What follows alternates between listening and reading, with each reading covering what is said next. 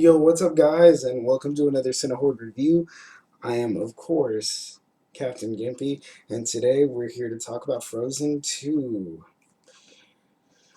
So, for those of you who've been living under a rock and haven't heard the song Let It Go, this is the sequel to that movie, and dare I say it, I think this one actually did a better job than the first, and as much as I love the first, there are a few improvements.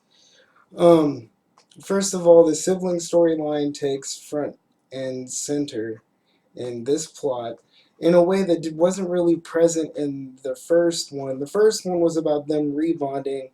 This movie is about the familial bond solidifying and them finding out more about their past. And if you remember, in the first film, their parents passed away. So in this one, um, this is pretty much a classic hero's journey, and I mean that in the strictest Campbellian sense of the word.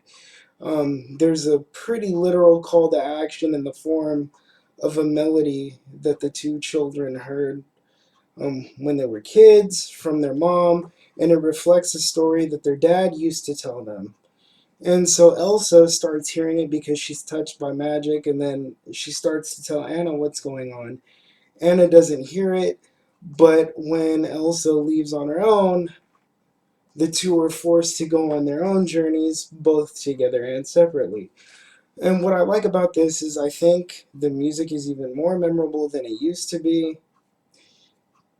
as if that were impossible. I thought it was. But apparently they topped themselves, and that's all all I can really say about that. What I've always liked about both films is that it kind of blends different European folklores to create a brand new um, fairy tale type story.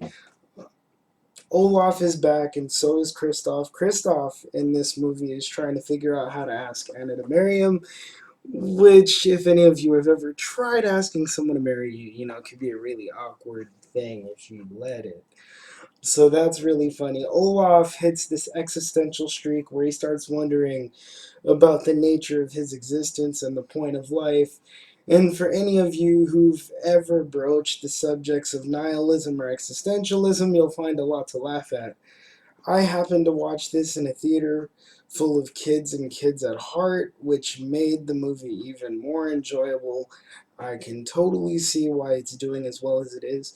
And I have to add, as a former animation nerd, my damn self, right? Um, Dude, they've been dipping into the Pixar talent pool very heavily. The quality of the animation in this film is even better than it was before. There are even more in-between keyframes that make the animation feel subtler, smoother, and more realistic, which I think is awesome. And I'm a sucker for pretty particle effects. I always have been. I love making them. I love watching them. And, Elsa's ice crystal magic thing is awesome. And that moment we saw in the teaser trailer where she looks like something out of Avatar The Last Airbender, where she gets all badass, that actually happens, which isn't that common when we're talking about teaser trailers. And I was happy to see that they found a way to integrate that, what was obviously a test shot, into the finished product. It was awesome. I highly recommend it, and I'll see you at the movies.